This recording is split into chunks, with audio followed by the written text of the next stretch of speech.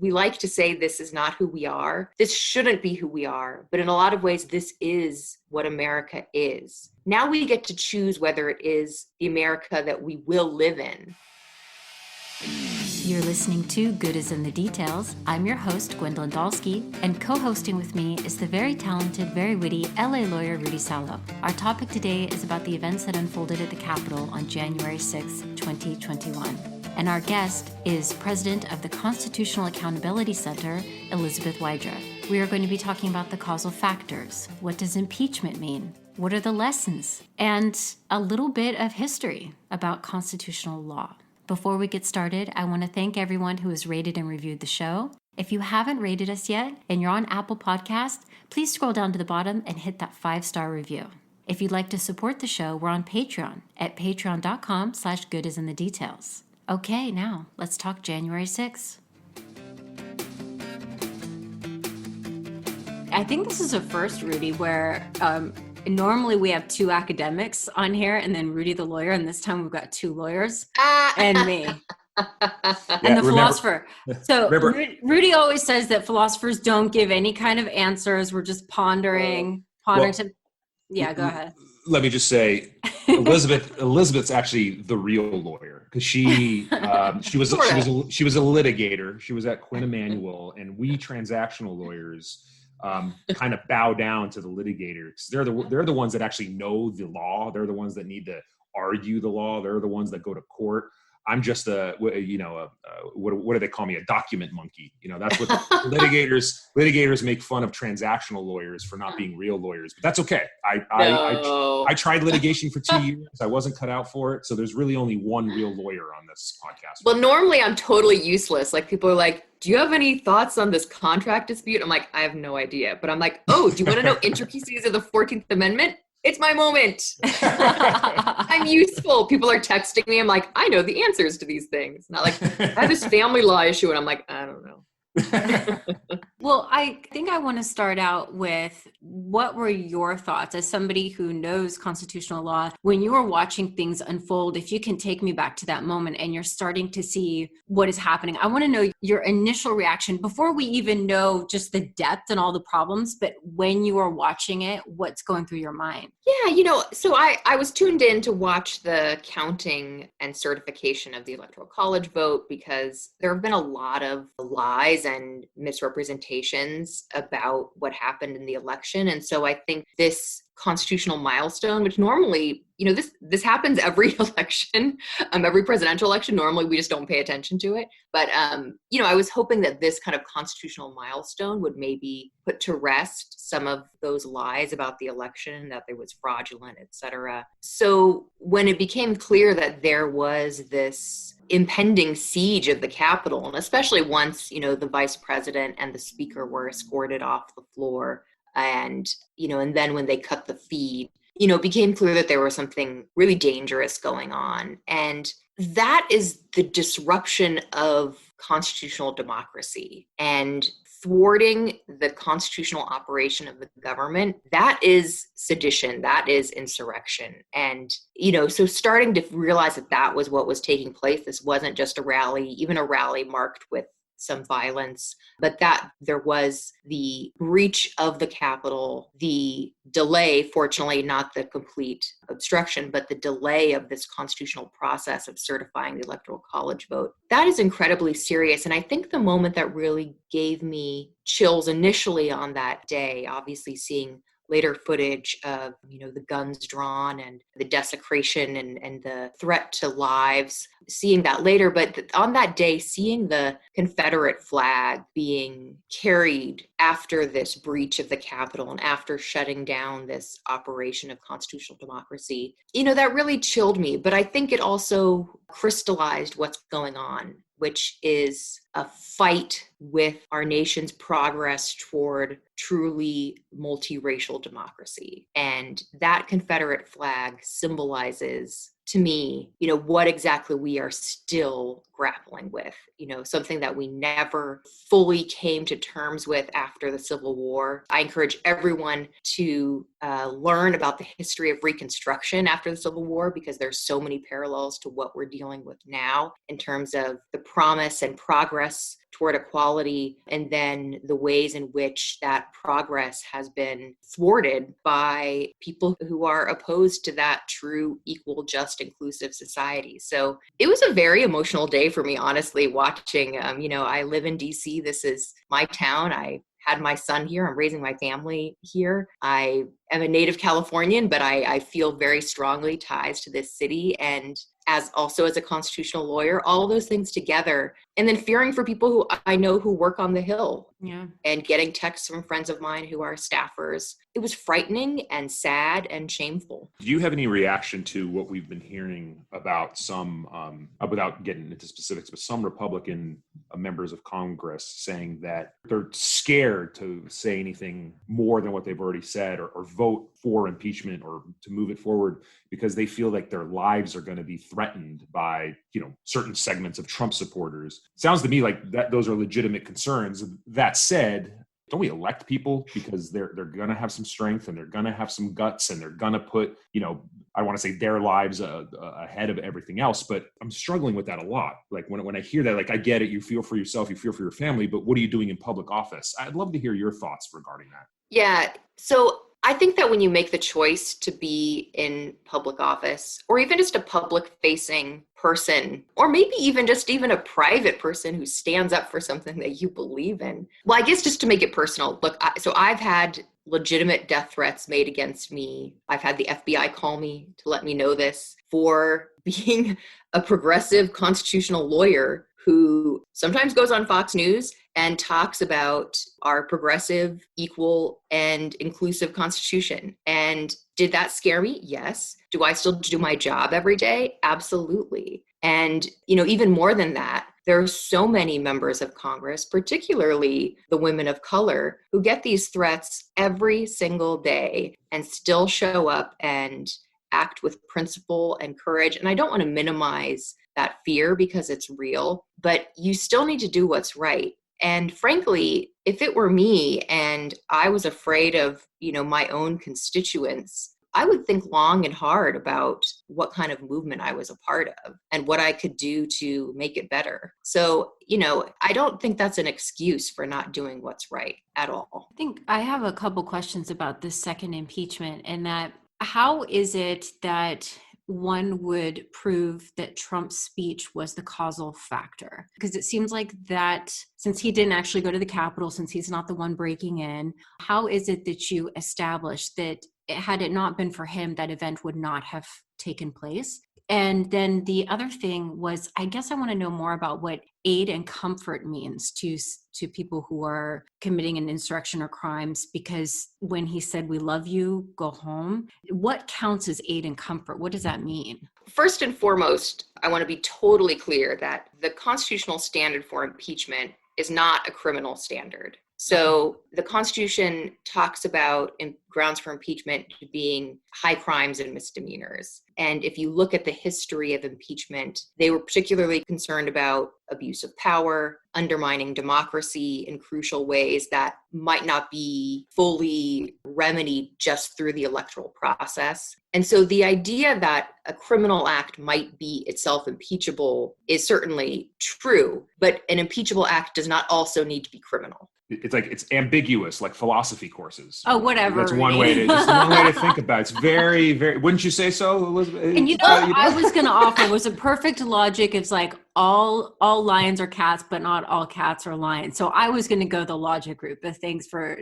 You're welcome. Making suggesting that I would just wonder about. Okay. Didn't mean to interrupt. Sorry about that. Yeah, no. So actually, it's quite clear. Not that philosophy is unclear, but this is actually very clear. You do not have to have committed a crime, and you don't have to prove an impeachable offense to a reasonable doubt standard. So, impeachment is really in many ways a political process. And it's something that the Constitution gives to our elected leaders. The House under the Constitution has the sole power to impeach, and the Senate has the sole power to convict upon articles of impeachment and issue punishments. And so really beyond that, there isn't a lot, unlike the criminal system where you have to prove, in many cases, intent, you have to prove particular aspects of a criminal code. Impeachment is not like that. And, I think that in this particular case, whether or not Trump also committed a crime, whether he also committed incitement, or whether he also is guilty of conspiracy to commit sedition, that is something that I think and hope will be determined later. But when it comes to impeachment, the facts that we know are enough for me and for the majority of the members of the House that voted on those articles of impeachment to impeach him. So, I think a lot of people are confused about how this actually works, although this is the second time we've done it. So now we're all experts in a year. now. Yeah. But so he is impeached. The House impeached him. He is impeached. Whether he will be convicted of the articles of impeachment is now what we're talking about. So last time, again, Trump was impeached. He wasn't convicted. He was acquitted of those articles of impeachment. So now we look to the trial and whether he'll actually be convicted. But you don't need to prove causation. You don't need to prove those elements of aid and comfort. You can simply show that he abused his power and undermined democracy by supporting and inciting people to move on the Capitol and not to condemn this violence. That's a great point. He's impeached. That's it. Now it goes to the Senate and they might have a trial. Other things that are occurring within the district where you are, the U.S. attorney within the district has said that they're looking into filing charges. They're looking into those kinds of offenses by Trump, as well as the others that were speaking with him. That's going to be a true criminal, investigation where they'll get the FBI involved. They'll do everything. And to my knowledge, and I am not, like I said at the beginning of this podcast, and I think it's critical that Gwen not cut that part out. I'm a transactional guy. I'm not a constitutional lawyer. I did take constitutional law. However, what everyone is talking about these days is the Brandenburg versus Ohio case. If District of Columbia is going to be going after Trump, that's going to be a critical case that they're going to need to kind of parse through. Is that what your understanding is as well? I think that may be one of the most ill-used parts of the Constitution by the general public and also by lawyers, not you, Rudy, is the First Amendment. Like anytime someone does something you don't like, it's not a violation of the First Amendment. Like if you say something dumb and I tell you you're dumb and I don't invite you to any of my parties anymore, that's not a First Amendment violation. Free speech doesn't mean you get to say whatever you want without consequences.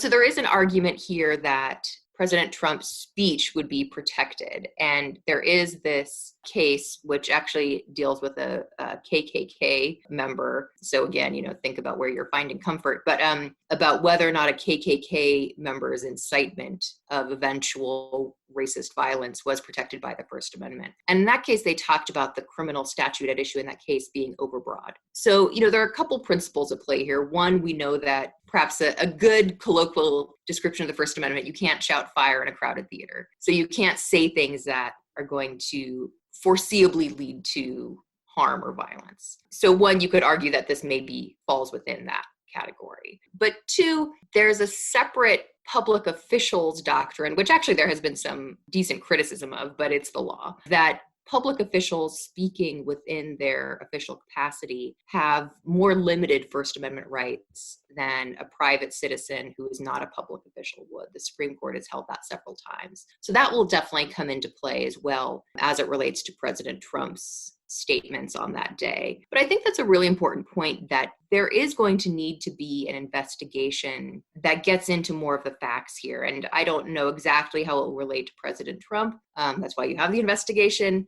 But it's serious. And we have this norm, which I think is a good thing and should be taken seriously, that the incoming administration of a president doesn't use its Department of Justice to prosecute political opponents. There's a good reason for that, because you don't want, kind of vengeance or political retribution to be a justification. And especially when you have the vast power of the FBI, the Department of Justice, the entire prosecutorial system of the federal government behind you. But at the same time, when I think about this, I feel like letting this go consequence free could be even more undermining for our constitutional democracy than in this case following the norm of not investigating or prosecuting a political opponent. Would you say then that, I'm parsing through what you're saying, yeah, he's been impeached, but sounds like what you're saying is that's not enough. Oh, I think that's right. I think, I think impeachment is entirely appropriate, and that is a congressional remedy. And the reason, I just want to be clear for folks who think like this is just like, why are we doing this? He's going to be out of office anyway.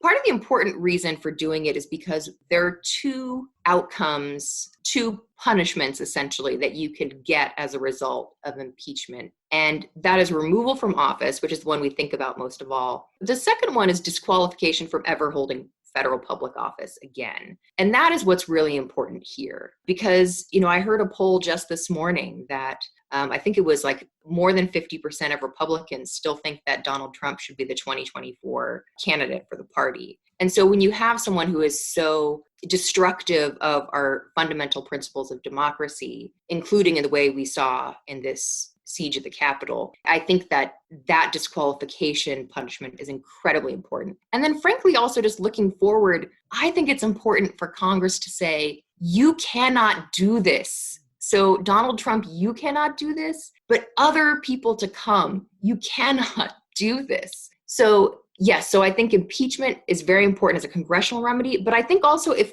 crimes were committed, and if those crimes reach the highest level of the White House, this is such a serious crime against democracy that I think it should be investigated and prosecuted if that's what the facts come out with. And Merrick Garland, who's President-elect Biden's nominee to be Attorney General, kind of made his name prosecuting domestic terrorism cases, the Oklahoma City bomber. So he knows about domestic terrorism, and I think he'll take it seriously. I think one of the most frustrating things for me to see during the impeachment hearings the other day was the argument that one representative just flat out said, what's the point?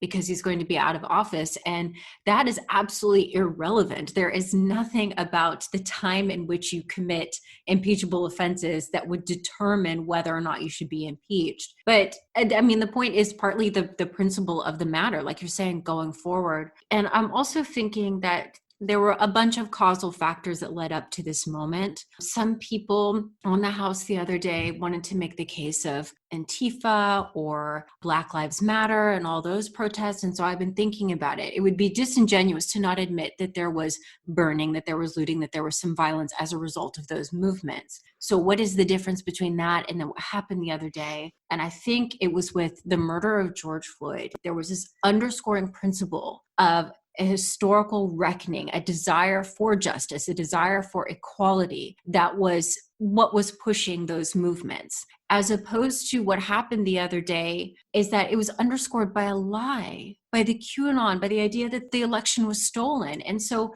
going forward, how do we start to remedy? What do we do? Do we teach media literacy, or do we hold places accountable for spreading conspiracy theories? And then the people who are in office, people who have university degrees and know that this stuff is all a lie, should they be held accountable for spreading it for their own political gain? Oh my gosh, so much to there. I mean, so first, that false equivalency makes me angry to my core. The protesters who are protesting racist policing and white supremacist violence are protesting something real, protesting something that is a breach of the social contract that we have with each other in this country. They're protesting the fact that the people who they are supposed to be able to look to protect them, the people who their taxpayer dollars support, are more of a danger to them than not.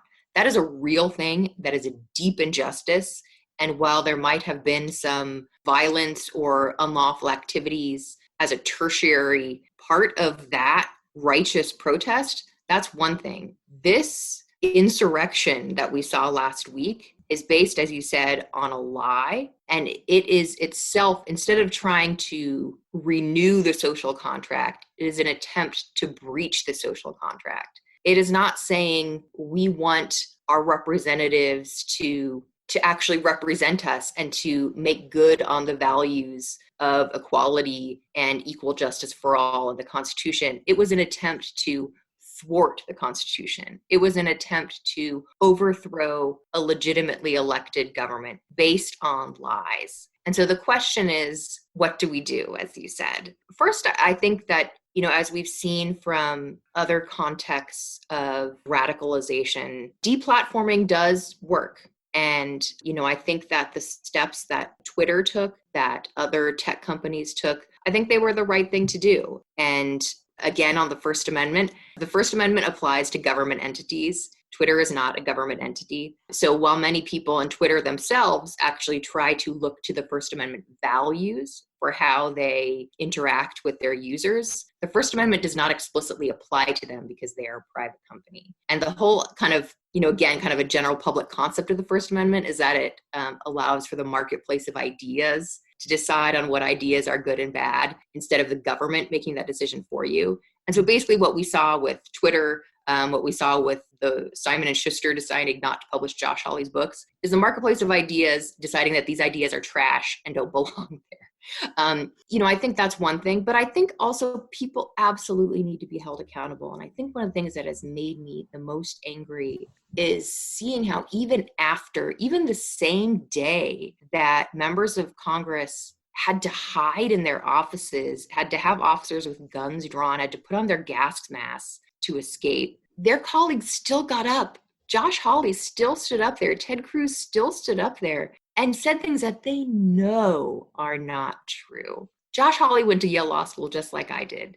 And I know that he knows better than all of this. And so his fancy degree is giving a legitimacy to these lies. And that is very dangerous. And, I think that it's really a matter of the people, the donors, the voters holding them accountable because they absolutely are responsible. In all of the episodes that we've talked about this with Jeff Cortese, we actually parse through and discuss the fact that there's this concept of a private business that has rights. When you click and you sign up for Facebook and you sign up for Twitter, those 100 pages of that license agreement that literally nobody ever reads pretty much says in there that you're not going to, there's a lot of things that you agree that you're not going to do, but nobody takes the time to actually read that. That is a private business. If you're going to use their platform, especially you're going to use their platform for free, right? Facebook is for free. Twitter is for free. You're not paying for it. You're truly locked into whatever that private business says you can and cannot do.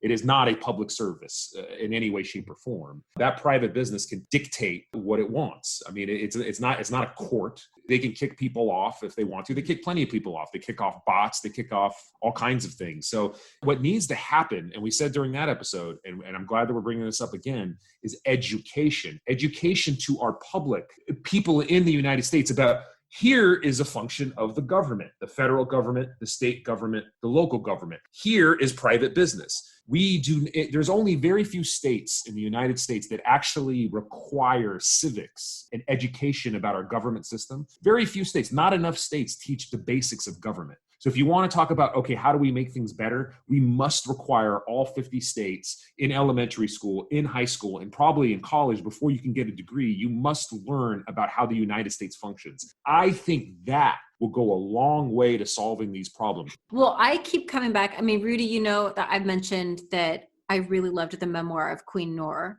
And one of the projects that she undertook was she went around the Middle East and she looked at elementary school textbooks. What were they teaching their kids? That was one of her projects. And when I'm looking at the images of the people on Capitol Hill, the Camp Auschwitz sweater, the Confederate flag, and all I can think about is, how did that happen? What school did they go to? What books were they reading? What is their community like? How in the hell does that happen? And I just feel more, passionate about the notion of education and paying attention to what is going on in our elementary schools.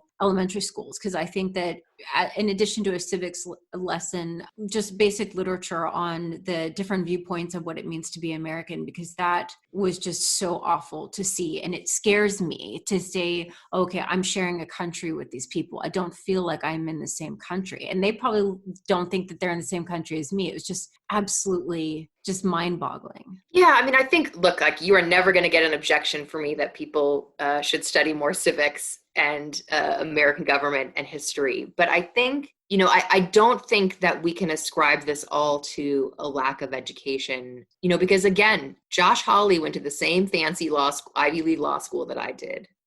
Stephen Miller, architect of the horribly racist immigration policies, the cruelty that we've seen from this Trump administration. He's from Santa Monica, California. The schools there are very good. I don't know their civics curriculum. And we've seen, as more of these stories have come out about who was at the Capitol insurrection, there are CEOs of companies, there are fairly high-ranking lawyers in companies. I think that, sometimes it's easier to think that it's folks who haven't had the opportunity to be exposed to things, and that it isn't just that. Mm-hmm. And I think that, when we look to ways that other countries have grappled with their own histories, and again, getting back to what I mentioned at the beginning of this, the Civil War and Reconstruction and the need to understand that history, I think understanding the roots of what we saw last week, understanding the echoes, the way that it echoes throughout history. There were white mobs who overturned an election in Wilmington, North Carolina, because they did not like the effects of multiracial democracy.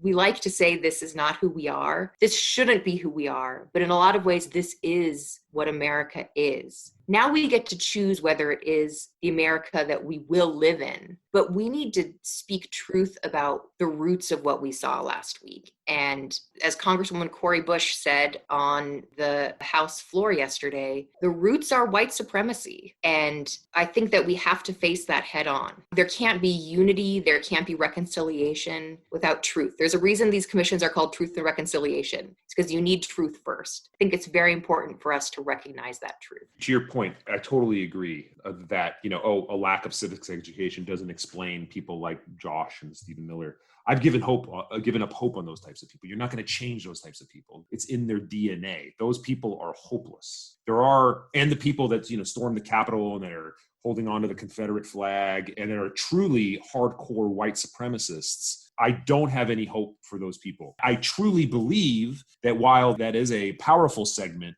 of the United States population, is still somewhat of a minority. Yes, Trump got 70 million voters, but you're not going to convince me that every single voter that voted for Trump is an actual, hardcore white supremacist.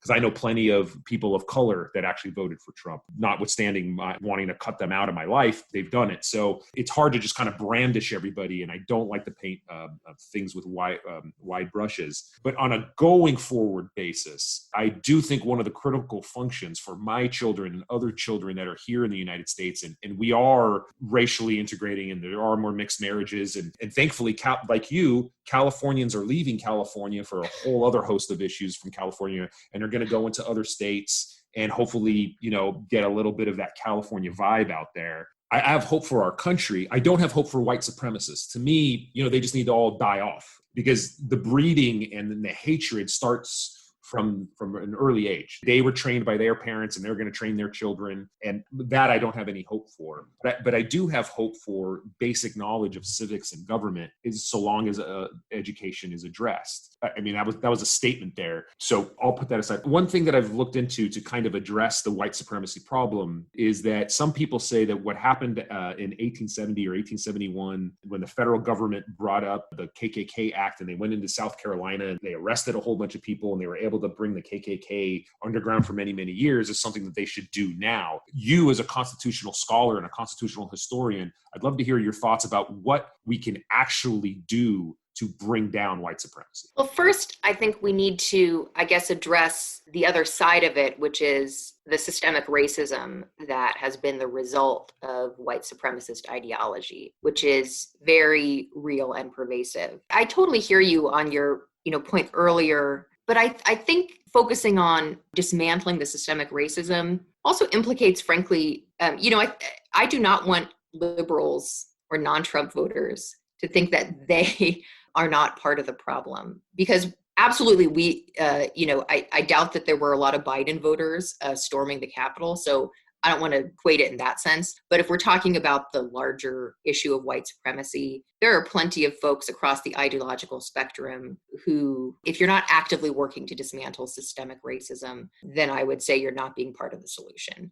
So I don't want to make it seem like it's such a bright line between those groups. I think that focusing on the way that we go about dismantling systemic racism is a legal and political issue. It's also, again, a truth issue. We need to talk about the ways in which our housing system, our education system, our criminal justice system, our mortgage system, our roads, environmental policies, workplace regulations, all of these things are infected with systemic racism. We need to be honest about that. There needs to be an honest look at it. I think that a lot of the reckoning over the summer with the movement for Black Lives surfaced that for a lot of, frankly, white folks and non-Black folks who had not been paying attention in the way that they should. I had conversations with people who are well educated, not kind of the like storming the Capitol white supremacists, who were like, slavery is ended, And so that mindset, again, it does get back to the learning of American history and the learning of Reconstruction and the learning of Jim Crow. Our democracy as a real democracy is only a few decades old, because even after the 15th Amendment, which gave people the right to vote free from racial discrimination, even after the 19th Amendment, which gave women the right to vote, which was actually not that long ago in 1920, but until we had a meaningful enforcement of the Voting Rights Act, which really probably like the 1970s, that's really the beginning of our modern democracy. And so this is still something that's very fragile. And I think being honest about the remnants of the slavery institution in this country and the ideology that upheld it, the way that it still infects our legal, political, and social systems, and the ways in which we need to work together to protect our multiracial democracy is really important. And it is a huge thing. I don't have all the answers, but I am very lucky to work in coalition with a lot of civil rights leaders who are working on these issues across the spectrum. And I am hopeful that, especially after people made their voices heard this summer and then made their votes count at the ballot box, bringing people to Congress like Cori Bush, like Jamal Bowman, I think that will make a difference. And then seeing that President-elect Biden has put civil rights leaders like Vanita Gupta in the number 3 position, or at least intended to nominate her, and the Senate should absolutely confirm her. Number 3 in the Senate, a civil rights leader, Kristen Clark, in the head of the Civil Rights Division, people who understand the way that our government needs to work very hard to dismantle systemic racism. That gives me some hope. Elizabeth, yeah. I got a question. I took a lot of history courses. I was hardcore into punk rock when we were all in high school together, and punk rock did educate me a lot about the injustices in the world, and I studied a little bit of that at UCLA. However, I must admit, I truly didn't realize the systemic problems from slavery. I mean, go back to this founding of the Constitution, all the problems, Dred v. Scott, everything, I didn't really understand the systemic legal problems of slavery and the remnants of it until I went to law school. I don't know if you had that same kind of experience, but it was really then that it hit me. And I'll tell you, it had profound effects upon my life. And I do fear that, most Americans are not going to go to law school. What can we do better to educate, other than what I kind of suggested about starting in elementary school and going forward, like learning the law and how the history of the law and the impacts of it? Do you have any suggestions going forward? Yeah, I mean, so first of all, you must have gone to a very enlightened law school, because I think most law schools do not teach this. Obviously we learn about equal protection, maybe anti-discrimination law. I took a great anti-discrimination law class from Drew Days, who just passed away. That was amazing. But, I think a lot of these things, so many of us just need to teach ourselves now and then do better in the future. We need to do that work because the resources are out there, and, they're out there for young people as well. Learning about these things, I think, can sometimes be very daunting.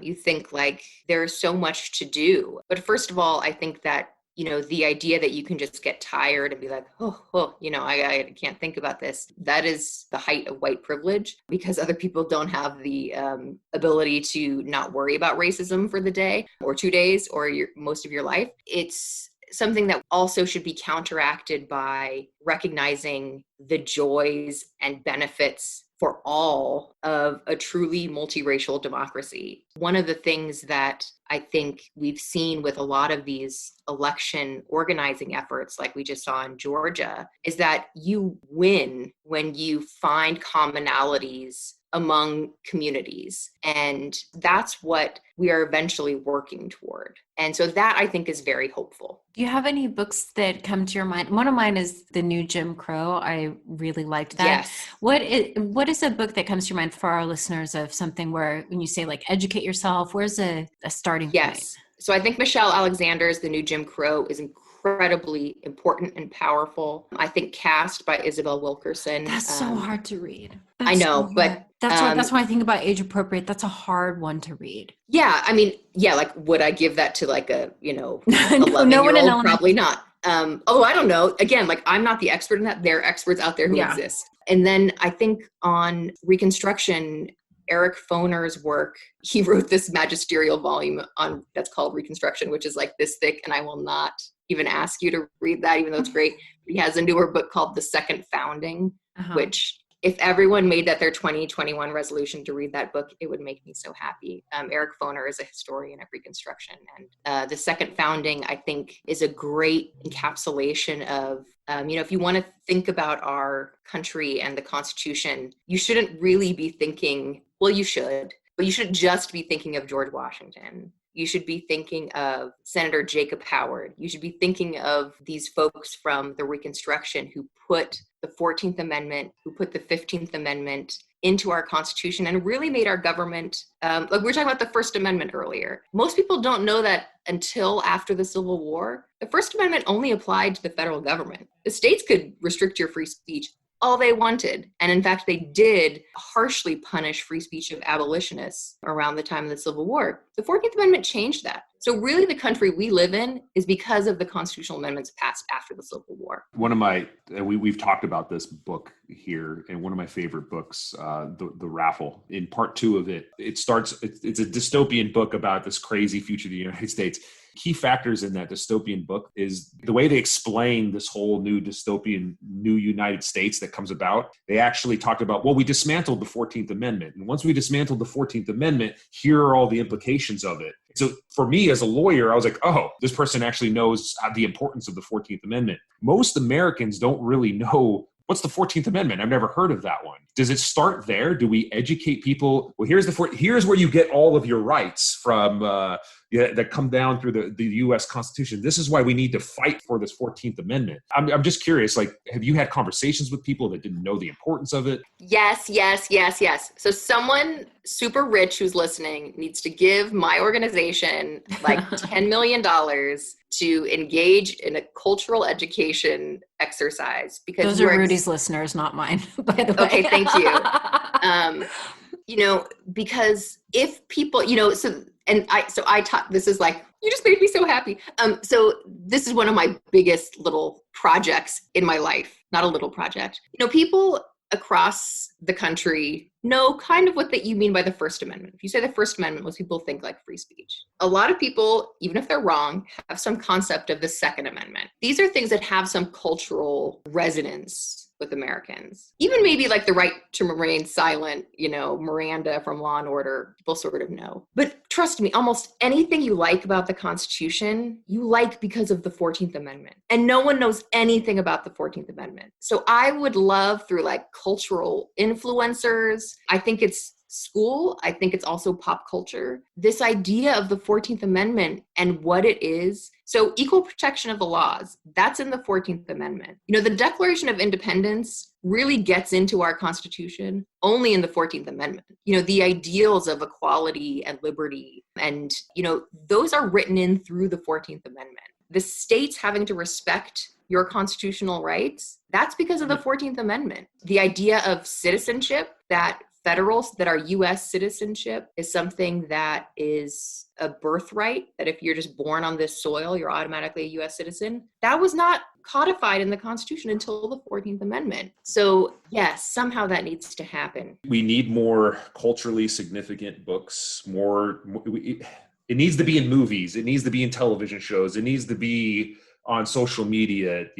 Like I said, I love the raffle, and one of the main reasons why is because they actually talked about the 14th Amendment and how important it was, and you just I don't love see that so enough. much. You just don't see that, and it once again, it all comes down to education. Like, if we gotta start young. I hope. I don't know. I don't know that much about your organization. I'd love to hear more about it, but I'd love to hear if any wing of that is, here's a fund or donations or something that we're doing in order to kind of roll out some basic civics, because knowledge is power, not only for yourself, but against ignorance and being influenced by people who want to twist your mind. That's what I think. Yes, absolutely. We are a small 17-person, small but mighty force here in Washington, D.C. that works to show that if you actually look at the Constitution, the whole Constitution, a lot of folks, I think, end in the 18th century. And that Constitution, while a great start, excluded a lot of people. It turned a blind eye. Well, didn't turn a blind eye. It was complicit with slavery and is not the Constitution that, frankly, all of us live under every day and most of us revere. So our organization is dedicated to showing that when you actually read the whole Constitution, it is in its most inherent respects a progressive document that supports progressive outcomes. And because we are so small, we make those arguments mostly in court. And the idea is that by making those arguments in court, we can appeal to judges from across the ideological spectrum. Because if you're a conservative who says you're an originalist, if I give you an argument that shows that the text and history of the 14th Amendment supports the inclusion of gay and lesbian couples in marriage equality, you should take that seriously. And I will give you that argument, and there's a great argument for that. I have originalist arguments for pretty much every progressive outcome that people care about. So we do that in the courts, we do it with Congress, and we are trying, again, any rich listeners, give me money and I'll do more. We are trying to also do that in a more publicly focused way. When I go on TV and radio and talk to folks, that's really, in large part what I'm doing, because, I think when people learn more about the Constitution, and especially I think those of us who have felt removed from it because we were excluded at the founding, when we learn the ways in which we, the people, wrote ourselves into the constitutional story, wrote our liberty and our equality into the Constitution, it's very inspiring. Yeah. So rich listeners, Rudy's listeners, the usconstitution.org, right? Yes. And okay. Frankly, if you're not a rich listener, please also go to our website. Look at the way in which I'll link it in the show notes. Yeah. It's a great website. As I said, it's really easy to navigate. It's packed with great information. It's digestible. It's fantastic. I will be spending a lot more time. I need to, whenever I have any constitutional questions, I know where to go. Exactly. They're right there. We do it all. We do it all. 100%. That's awesome. Well, Elizabeth, thank you so much for your time. And this was really nice. It was really nice to connect with you. And I've got so much on my mind about what's going on in the news. And I appreciate you giving your time to the show for, my students will listen to this. And it's very cool to have an expert on of your caliber to talk about just real-time events. Yeah. Thank you for having me on. And I will say I was a part philosophy major, politics, philosophy, and economics. So, oh boy. I know. I'm with you. I was outnumbered by having two lawyers. Now you've got, somebody studied philosophy. So there, Rudy. Okay. I'm in awe. Just keep up the good fight. You guys are doing a kick-ass job. Well, wait, no, I have to ask. So let's say in some of your discussions, it's some of the stuff like about free speech, you're reminding me a bit of John Stuart Mill's work. Is that threaded into, because this idea of that you have rights, but that the government cannot impose itself on you unless the burden of proof is on them to demonstrate that the right would cause more harm, like the fire in a theater. So I was wondering if that, or do you have a favorite philosopher or something that stuck with you? Oh my gosh, that's amazing. I don't know if I have a favorite philosopher, but I think Mill, I think is a great, we've thought about the way that he actually relates to the Reconstruction founders, and his work was very influential in like the legal circles of that time. But I also think, of people who are kind of legal philosophers like Frederick Douglass, and the way in which, you kind of hold several principles and thoughts and truths in your mind at the same time. In some ways, it's like kind of oh my God, I'm forgetting, like a Keatsian negative. What is the second part of that? Where you hold two things to be true that are actually contrary to each other. Mm-hmm. Negative capability. Frederick Douglass, to me, is one of my major constitutional inspirations, because he held these two truths together at the same time. The Constitution did not protect him and was a white supremacist document. And at the same time, the Constitution was his and stood for the liberation of Black people. And he worked to make those two truths more reconcilable, and always considered, grappled very much with those two truths and whether you could hold them at the same time. And he did, talking about wrapping up this whole conversation. I think that that's something that we also need to do. And frankly, it's what we have seen from Black and Brown and Native activists in this country. The recognition that the country has not treated them with the love and respect, frankly, that they give back to this country, but still fight every day for the country that they live in, they want to live in. And I think that is an example and a North Star for all of us. Thank you. Perfect way to wrap it up. Thank you so much. Okay. Thanks, guys. All right. Have a good day. And I'll be checking out your Twitter feed to see what you're saying about the next few days of what's going to be happening with impeachment. Yeah. Well, let's hope that people do the right thing. Yeah. Okay. Bye, Elizabeth. Bye, guys. Thank you. Thank you so much for listening. I've linked Elizabeth Wydra's website, the usconstitution.org, to the show notes, and you can get in touch with her on Twitter at Elizabeth Wydra. Wydra is WYDRA. And you can get in touch with us, goodisinthedetailspod@gmail.com, or on Instagram, goodisinthedetailspod. Rudy and I will be doing an Instagram Live on February 5th. That's a Tuesday at 8:30 p.m. Stop by, give us a wave, ask questions, whatever it is that you like. Okay, and I hope you're still wearing your masks, socially distanced. I hope you're enjoying your new year. And until next time, bye.